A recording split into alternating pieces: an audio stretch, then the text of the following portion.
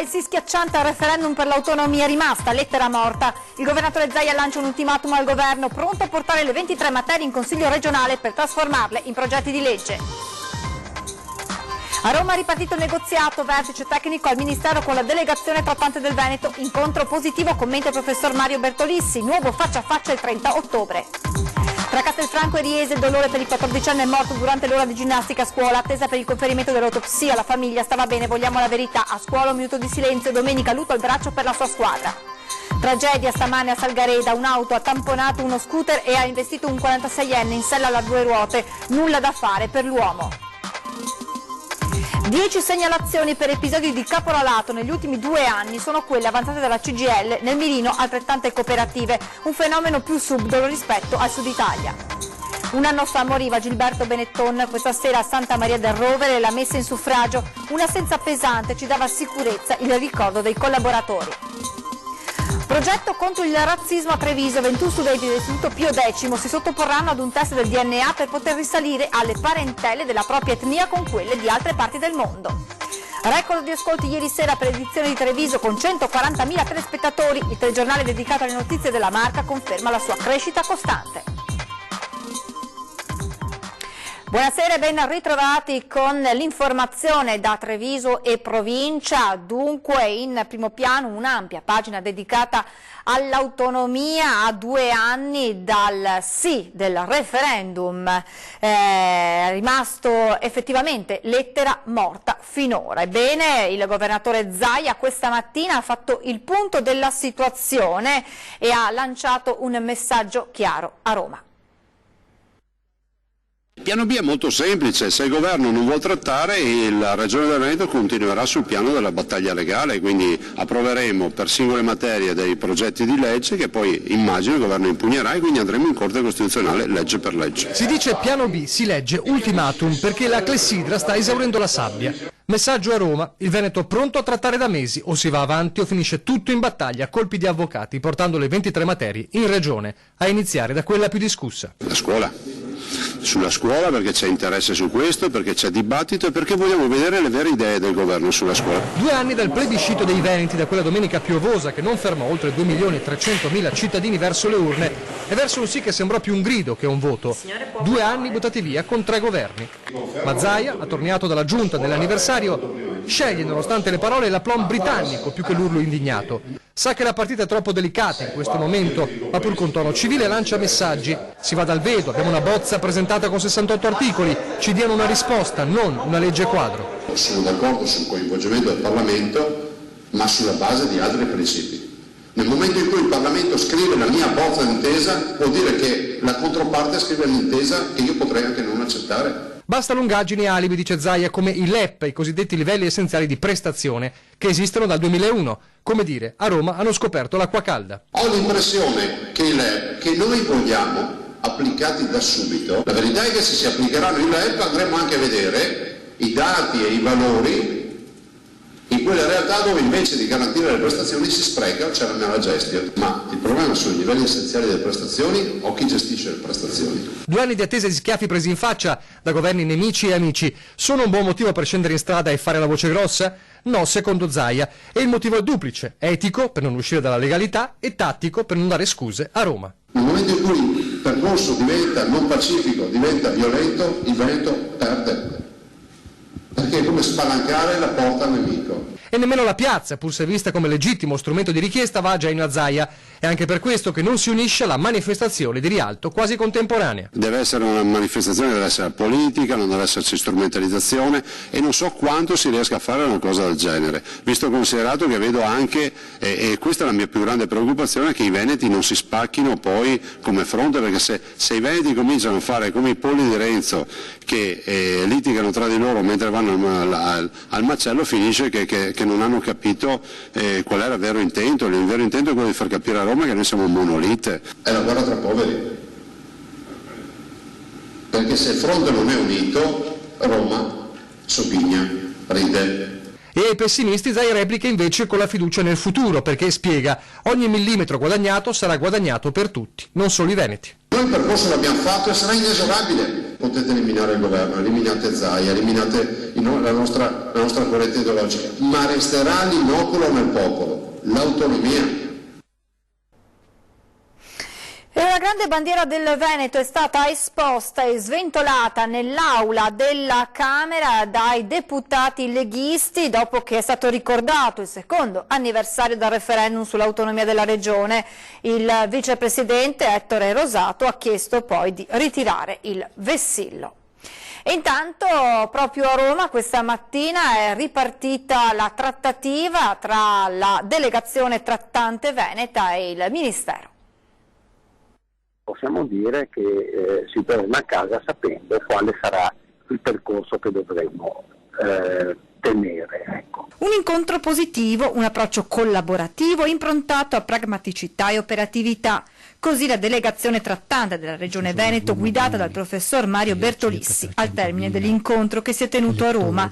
A 2 anni esatti dal referendum sull'autonomia, al Dipartimento degli Affari Regionali sono ufficialmente riprese le trattative tra il Governo e la Regione Veneto. Si è condiviso di partire con un'analisi comparata dei 2 testi dell'intesa, il testo del Veneto del 23 settembre e quello ministeriale del 7 ottobre, allo scopo di evidenziare innanzitutto le parti sulle quali esiste una prima condivisione di contenuti, spiega ancora il professor Bertolissi. Si è individuato il metodo di lavoro che consiste appunto nell'esame di questi testi e poi c'è anche da aggiungere che relativamente al testo del disegno di legge quadro che è l'iniziativa del Ministro e che sta seguendo i suoi percorsi, su quel testo sarà chiesta anche l'opinione della Regione. Concordato il metodo di lavoro, Governo e Regione hanno programmato un nuovo incontro mercoledì 30 ottobre per proseguire l'analisi delle richieste regionali. E non ci sono stati blocchi, ma anzi un inizio di lavoro con la previsione di incontri che sono ravvicinati perché il Governo, in ogni caso il Ministro, vuole che sia rispettata la tempistica che gli ha comunicato. Lasciamo questa pagina dedicata all'autonomia, passiamo alla cronaca con la tragedia di ieri a Castelfranco, la morte dello studente 14enne durante l'ora di ginnastica. A Castelfranco, come a Riese, paese in cui viveva il ragazzo, regnano incredulità e dolore. La procura, prima di disporre l'autopsia, ha chiesto all'USL di mettere a disposizione la documentazione sanitaria in possesso. I familiari sotto shock intanto chiedono verità e giustizia.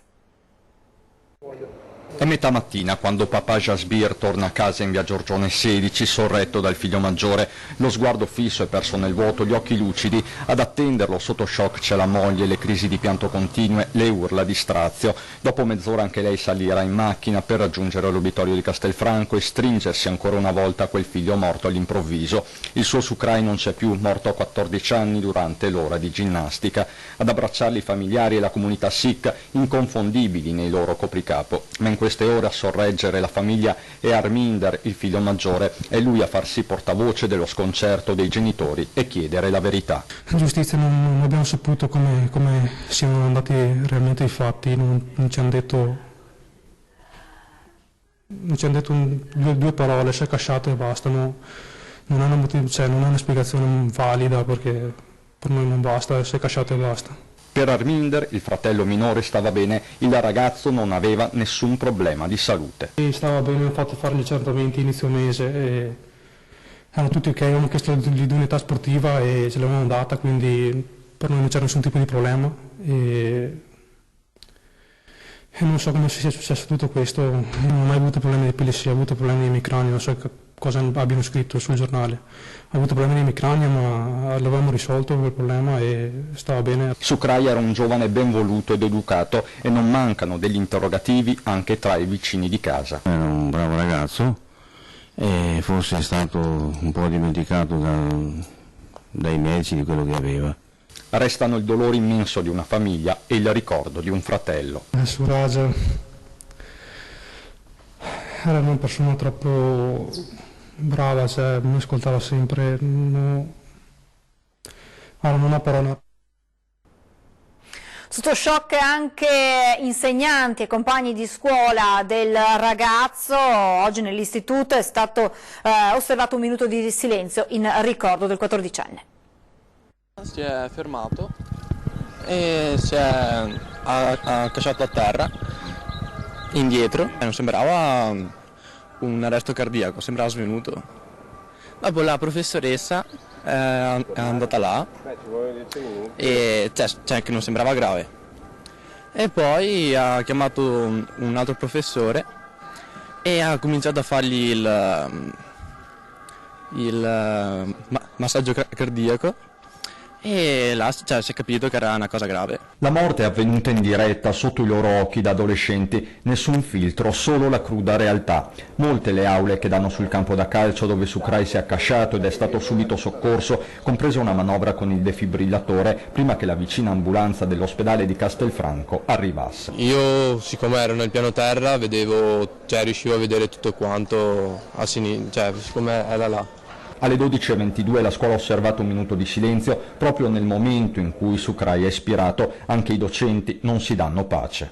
Il dolore è tanto, non riusciamo a trovare una spiegazione, ma io credo che in questi momenti particolari, tragici della vita, spiegazioni non ce ne sono. Sono naturalmente rimasto di sasso rispetto a questa cosa, ma dovrebbe essere il luogo della sicurezza, della tranquillità, e invece poi l'imprevisto è in agguato. Sul campo da calcio oggi il sole strideva con l'animo degli alunni del Barsanti. Dispiacere perché aveva solo 14 anni, è giovane. E intanto anche gli impianti sportivi di Riese chiusi in segno di lutto. Domenica è stato chiesto un minuto di silenzio prima delle partite del settore giovanile. Sucrai doveva ancora giocare una partita, venerdì scorso il suo primo e ultimo allenamento con la maglia del Riese, un'avventura iniziata poche settimane fa. Quest'anno era ritornato con la volontà di giocare. Quest'anno si è rappresentato da noi circa un mese fa, poi ha fatto le visite mediche e la scorsa settimana gli hanno dato il nulla osta e venerdì ha iniziato il primo allenamento.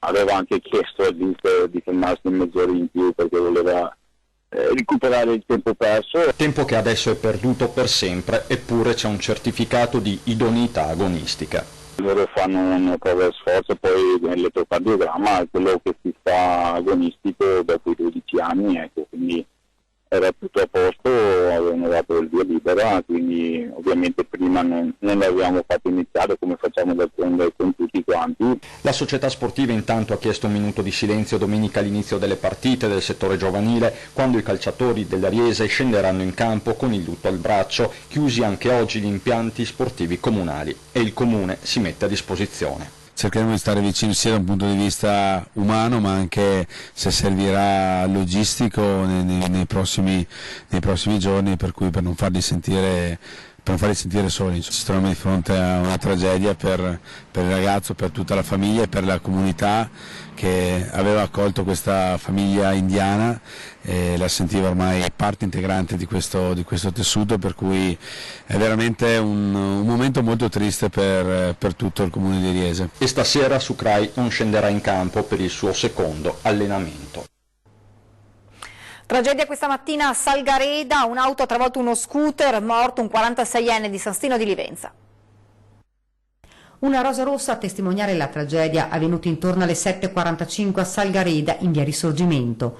Uno scooterista è stato prima tamponato e poi investito da un'auto condotta da una 29enne. La vittima è Mirko Lucchetta, 46 anni, residente a San Stino di Livenza, padre di 2 bimbe. L'uomo stava andando a lavoro presso la 3B dove era addetto alla produzione quando ad un tratto è stato travolto dalla macchina. Io sento altro che un colpo forte e ora mi sono girata, ho visto sta fila di macchine e che altra da Rio che là e sto scooter e le saghe. Analizzando le immagini delle telecamere di videosorveglianza delle ditte vicine è stato possibile ricostruire la dinamica del grave incidente. In quel momento le auto e lo scooter avevano rallentato perché uno scuolabus doveva girare. La vettura condotta dalla 29enne non andava a forte velocità ma non si è accorta della coda ed ha tamponato lo scooter. L'uomo è prima finito sopra il cofano, poi sotto la macchina. Immediatamente si sono fermati altri automobilisti che hanno cercato di soccorrere il 46enne.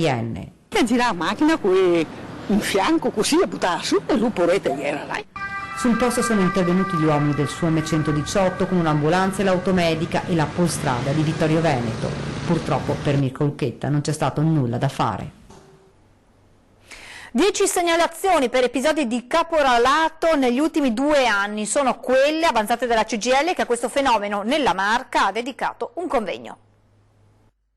Non il classico caporale che arruola i braccianti al sud, ma una figura che si presenta con una veste più subdola e che il più delle volte, a causa della carenza cronica di controlli, agisce indisturbata. Sono i contorni che assume nella Marca trevigiana il fenomeno del caporalato, che nel mondo agricolo interessa principalmente 2 settori, vitivinicolo e ortofrutta. Numeri ancora contenuti, una decina le segnalazioni partite dalla CGIL, ma proprio per fare prevenzione il sindacato ha voluto dedicare un focus al tema, tracciando innanzitutto il profilo dei caporali in questo territorio. Qui sono soggetti intermediari, spesso e volentieri sono cooperative, senza terra, quindi proprietari di niente, che fanno questi contratti a termine a questi lavoratori, vanno in cerca dei lavoratori lì dove sanno che i lavoratori sono soggetti deboli e vanno in cerca di lavoro, e sono soggetti che poi, così come li sfruttano per farli lavorare, non hanno nessun problema il giorno successivo a lasciarli a casa. E a volte, e spesso, ed è il fenomeno che ci preoccupa di più, anche quello che si dà con una busta paga, spesso e volentieri si chiede dietro un ritorno di contante. Per garantire il lavoro, cioè, si fanno consegnare dal protetto di turno parte della sua retribuzione, cooperative che agiscono nell'illegalità, contando su aziende che spesso e volentieri fanno finta di non vedere e su una possibilità di incorrere in controlli quasi inesistente. Gli ispettori in Veneto sono 64, vuol dire che c'è una possibilità di ricevere un'ispezione del 0,043%. Questo è il dato che va in qualche maniera sovvertito, invertito, vanno incrementati gli ispettori. Se mettiamo queste persone e questi strumenti in condizione di lavorare, di essere efficaci, è chiaro che migliora anche la qualità del lavoro. Ci fermiamo per qualche istante di pubblicità, tra poco.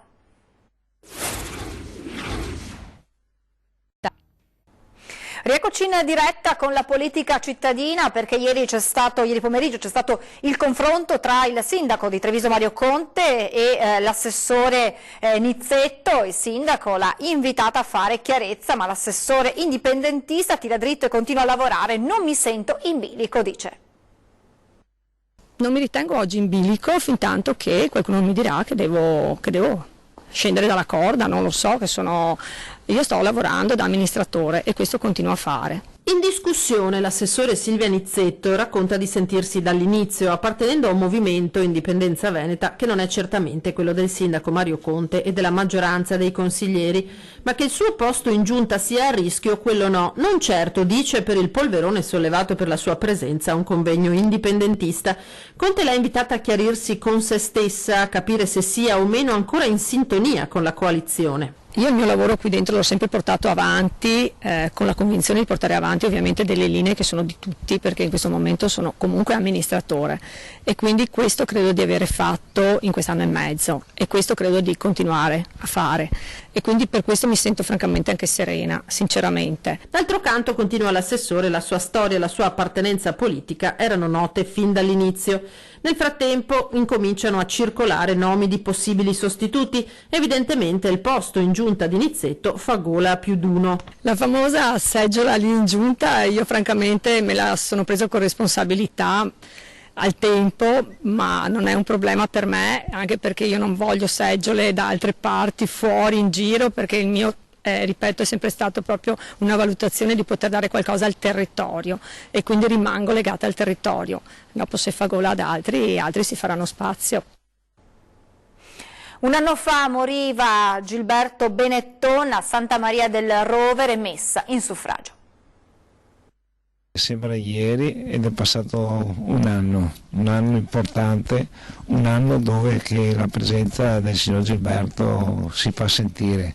Era tardo pomeriggio, il 22 ottobre di un anno fa, quando si diffuse la notizia della morte, a 77 anni, di Gilberto Benetton, un lutto che seguiva di pochi mesi quello per la scomparsa del fratello Carlo e del cognato Fioravante Bertagnin, marito di Giuliana, Provato dalla malattia, addolorato dalla tragedia di Ponte Morandi, Gilberto Benetton se n'era andato salutato al Duomo dalla famiglia, da sportivi e imprenditori e da tanti trevigiani che incrociava nella sua quotidianità di persona semplice e mite. Quando tu parlavi insieme ti capivi immediatamente, c'era una sintonia, una lunghezza d'onda con la quale evidentemente c'era poco da capire o da esplorare. Era per noi un riferimento importante, ci confrontavamo spesso, purtroppo ora la realtà è diversa e quindi bisogna organizzarci in un modo diverso. Sapendo che la volontà di Gilberto Benetton era quella di veder proseguire questa realtà. Soprattutto lui, ma soprattutto anche da parte di tutta la sua famiglia. A Santa Maria del Rovere, nel tardo pomeriggio, la messa in memoria di Gilberto Benetton. A celebrarla, come le esequie, Don Adelino Bortoluzzi, che in questi giorni, per caso, si è ritrovato davanti alla tomba di Benetton nel cimitero di Ponzano. E mi sono detto, Gilberto è morto, qui c'è i resti del suo corpo, però è ancora vivo ed è ancora viva la sua dedizione, la sua responsabilità e la sua onestà. Io sono certo che questa presenza di Gilberto in un modo nuovo, in quest'anno la famiglia l'ha sentita e l'ha percepita. Il test del DNA per scoprire parentele con altre parti del mondo, il progetto promosso dal Pio X di Treviso, a cui hanno aderito 21 studenti. Sono 21 gli studenti tra ragazze e ragazzi che si sottoporranno al test del DNA. L'obiettivo è di risalire alle parentele della propria etnia con quelle di altre parti del mondo. Si tratta di una delle 24 proposte formative dell'Istituto Diocesano Pio X. Sono stati proprio i giovani a lanciare la proposta. A partire da questo stimolo che è arrivato direttamente dai ragazzi, l'insegnante ha costruito, insieme con i colleghi, ha costruito il percorso, arricchendolo con elementi, oltre che di biologia, anche di storia e di filosofia, perché accanto al concetto di razza ci sono anche i concetti di cultura, di immigrazione, che sono tutte questioni che ci riguardano da vicino, soprattutto ai giorni nostri. La finalità è quella di sviluppare negli studenti lo spirito critico, la capacità di analisi, insegnare loro che la scienza è uno strumento fondamentale per rapportarsi al mondo e sostenere e argomentare le proprie idee. Il progetto Genetica delle popolazioni sarà condotto dagli insegnanti di scienze, di storia, di filosofia, in collaborazione con un istituto di genetica americano incaricato di eseguire la mappatura di una catena breve del DNA. Si tratta di prelevare un tampone boccale per estrarre parte del DNA della persona. Questo DNA verrà poi inviato a una ditta preposta all'analisi e verranno individuati 42 marcatori di popolazione in modo tale da poter fare un'analisi delle etnie diverse che potremmo contenere nel nostro genoma. Sul termine razza la comunità scientifica è chiara. La comunità scientifica è concorde nell'affermare che non esistono razze, per una questione di molte differenze tra un DNA e l'altro, per una difficoltà nella classificazione anche poi delle persone, degli esseri umani. L'allenatore dei record Fabio Capello ieri ha raccontato i successi, le emozioni della sua grande carriera all'evento Porsche Talk nel centro Porsche di Treviso. 4 scudetti e una Champions League nel Milan dei record, 2 scudetti al Real Madrid, il campionato conquistato con la Roma e 2 con la Juventus. Sempre come allenatore ha guidato prima la nazionale inglese, poi quella russa. Fabio Capello si racconta e racconta i successi, le emozioni della sua prestigiosa carriera al centro Porsche di Treviso, dove è andato in scena il format di evento ideato dalla rivista 11 che punta a far conoscere i grandi personaggi dello sport e del calcio. Si cerca di raccontare i fatti ai più giovani, a coloro che non li hanno vissuti, spiega Capello. Adesso schiacci un bottone e sai tutto, però rivisto dal vivo, raccontato con il sentimento, con l'emozione che uno ha provato, qualche cosa di diverso. Capello torna a Treviso, l'ultima volta era stata come allenatore della Juventus. Un 0-0, ho giocato qui con la Juventus, avevamo una grande Juventus e ci fecero soffrire. Un Treviso Calcio ripartito da zero, grazie al consorzio di imprenditori che hanno investito sulla nuova società, un modello che potrebbe diventare un esempio da esportare. Sapendo dove si vuole andare, dove si vuole arrivare, quanto si può spendere, facendo dei conti aziendali per poter portare la squadra agli obiettivi che si vogliono raggiungere. Ed è fondamentale questo, avere le idee chiare.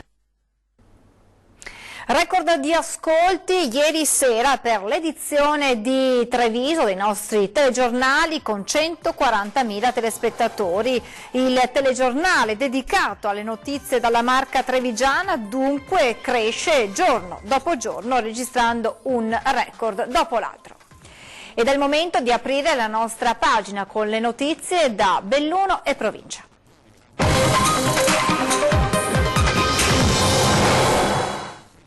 A 7 giorni dall'anniversario di Vaia, oggi il monito del presidente della provincia di Belluno, Roberto Padrin. Gli interventi siano eseguiti bene, dice, per essere durevoli nel tempo.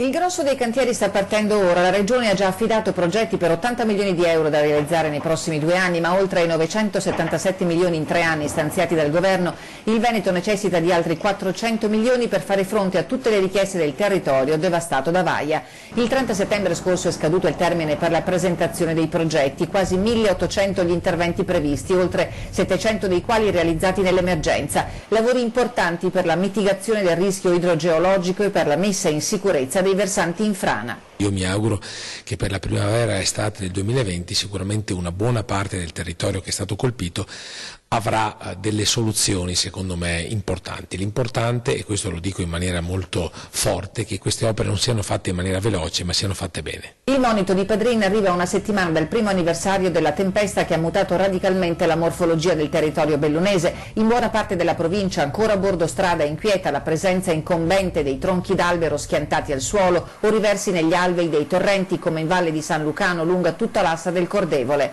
È difficile riuscire a intervenire nonostante ci siano state semplificazioni burocratiche, dice il presidente della provincia, e lo spettro dell'incubo di una nuova tempesta, come in queste ore sta dimostrando quanto è accaduto nell'Alessandrino, non può essere circoscritto a una mera sensazione negativa. Certo, dall'esperienza di Vaia sono scaturite opportunità anche di buone pratiche per lo sviluppo del territorio e di questo martedì prossimo si dibatterà in un convegno organizzato dalla Fondazione Angelini con l'Università di Padova, Comune e Provincia di Belluno e Rete Montagna. Questo sarà un fenomeno che si ripeterà sicuramente. Rispetto al 1966, questa è un'indagine che aveva fatto il professor Dal Paus, a 50 anni di distanza il sistema della protezione civile ha retto molto di più. Se fosse successo quello che è successo con Vaia 50 anni fa, sarebbe stata una desolazione infinita. Record di falò accesi sui monti e nelle piazze bellunesi per l'autonomia alla 6ª edizione l'iniziativa del Movimento Bard, nata in occasione della grande mobilitazione del 2012 in difesa della provincia. Dalle sponde del Piave ai municipi di Voltago e Falcade, dal rifugio Costa Piana al Monte Garda, fino alle porte di Palazzo Piloni, anche quest'anno tutta la provincia è stata illuminata dai fuochi autonomisti, 51 falò per la precisione, accesi lo scorso weekend a 7 anni dalla grande mobilitazione in difesa della provincia di Belluno. Promossa dal movimento Bard, Belluno Autonoma, Dolomiti Regione, l'iniziativa ha messo un nuovo tassello alla battaglia per il riconoscimento dell'autonomia alla provincia di Belluno e al ritorno a un'istituzione provinciale eletta dai cittadini. Trasversali le adesioni arrivate anche dall'estero grazie al tam-tam mediatico dell'Associazione Bellunesi nel Mondo. Sono anni e anni di attese che sono sempre state deluse sulla necessità di valorizzare e di attuare la legge nazionale, la legge regionale che riconosce le prime forme di autonomia al nostro territorio. Intanto sono trascorsi 2 anni dal referendum veneto e provinciale per l'autonomia, entrambi con esito bulgaro. Da Belluno più volte è partito l'invito alla Regione di dare attuazione alla legge regionale 25, approvata e già dotata di decreti attuativi che darebbe sollievo al territorio. La provincia di Belluno merita l'autonomia, però è pur vero che noi dobbiamo essere chiari, non possiamo andare a dire ai cittadini che diamo le autonomie quando non abbiamo competenze e soprattutto risorse da dare. Ci diano l'autonomia come Regione, dopodiché distribuiamo tutto il territorio. Belluno merita più degli altri l'autonomia perché vive in una condizione di disagio che è evidente a tutti. Intanto il Bard si muove anche sul fronte politico. Sabato il movimento ha partecipato alla convention padovana per il lancio del Partito dei Veneti. Il nostro modello di partito è quello popolare, moderato, europeista e territoriale, come l'ESVAUP, ha detto il presidente del movimento Andrea Bona. Siamo in chiusura, subito dopo di noi, nuova puntata di 20:10 in studio il sindaco di Treviso, Mario Conte. Con l'edizione trevigiana ci fermiamo qui, vi lascio le previsioni del tempo, grazie per l'attenzione, buona serata.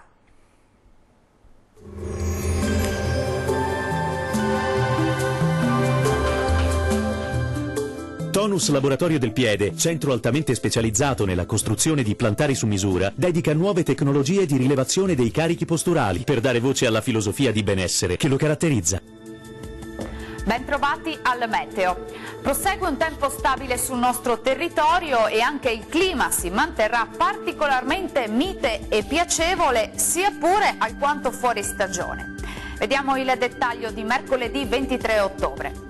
Sul Veneto avremo condizioni di tempo asciutto, al mattino tuttavia la presenza di foschie e nebbie in pianura e sulle vallate alpine, localmente persistenti durante tutta la giornata. Altrove invece sarà ampiamente soleggiato. Temperature minime tra 9 e 15 gradi, valori massimi oscillanti invece tra 22 e 25 gradi. Ci spostiamo ora sul Friuli Venezia Giulia, dove sarà soleggiato su tutti i settori, solo con qualche nube sparsa, ma senza ulteriori conseguenze. Temperature minime tra 12 e 18 gradi, massime tra 22 e 25 gradi circa. Uno sguardo infine alla situazione del Trentino Alto Adige, dove sarà una splendida giornata all'insegna del sole e il cielo si presenterà sereno o al massimo velato. Temperature minime sui 9 gradi, massime gradevoli tra i 24 e i 25 gradi. Dal meteo per ora è tutto, vi do appuntamento al prossimo aggiornamento. Arrivederci.